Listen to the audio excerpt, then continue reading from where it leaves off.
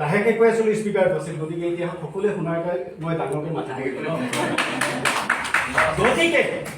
গতিকে ঘটনাটো হ'ল এই শিক্ষাৰ জীৱনকালত আমি বহুত মানুহ লগ পাইছোঁ, বহুত ব্যক্তিক লগ পাইছোঁ, বহুত মানুহ গৈছোঁ, বহুতক জীৱন ধ্বংস হৈ যোৱা দেখিছোঁ।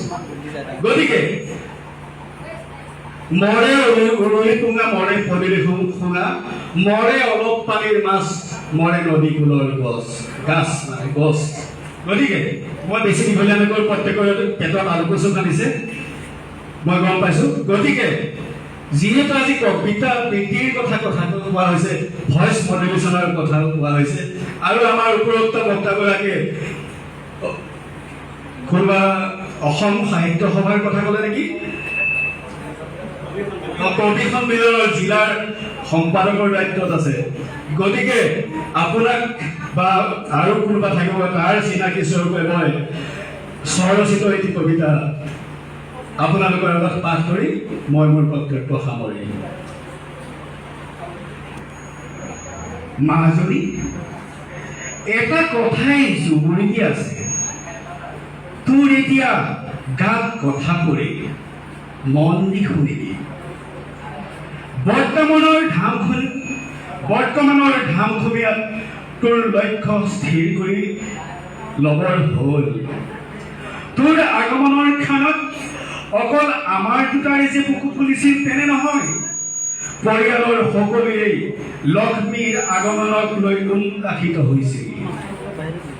এনেও দুদৰকৈ ডাঙৰ হ'লি, বিদ্যাৰম্ভৰ দিনটোত তোক পঢ়াশালীত নি গুৰু সেৱা তথা মাংগলিক কাৰ্যবোৰ তোৰ মনত নপৰিলেও আমাৰ নখ দৰ্পণত।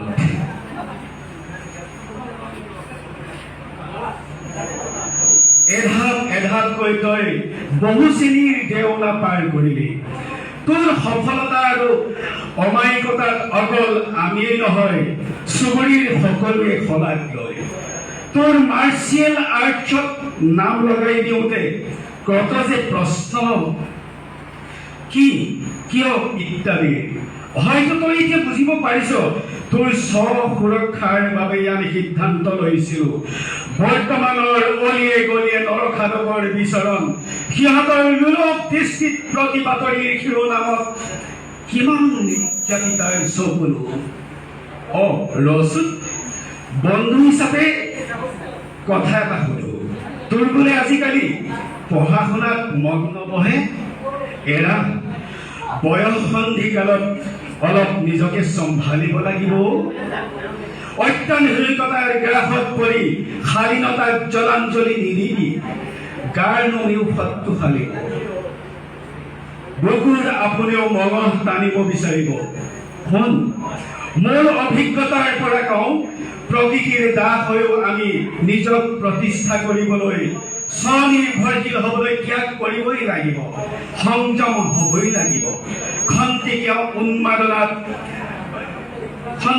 উন্মাদনাত উঠি আগবয়সকে দুখক লগৰী কৰি নলবি। সংযমী নহ'লে আত্মঘাতীৰ দৰে জীৱন হ'ব কাইটিয়া। মুক্ত স্বাধীনতা পালি বুলিয়েই সকলোতে লিংগলে অমাৱস্যাৰ অমানিশা নামিব জীৱনলৈ। ধূলিসাৎ হ'ব তোৰ সকলোৰে সন্মান সপোন, সেয়ে মই তোক কামৌ কৰিছোঁ। জীৱন বৰ অনুপম, জীৱনক সুন্দৰৰ পৰা সুন্দৰ আনে কৰি নিদিয়ে, আমি নিজেই নিজক আত্মবিশ্বাসৰ দ্বাৰা গঢ়িব লাগিব। তোৰ দেউতা বন্ধু সচেতন হৈ গ'লো, আত্মবিশ্বাস আত্মসন্মানক ব্ৰত কৰি ল সুখৰ আগৰ নিজৰ হাতত। ধন্যবাদ।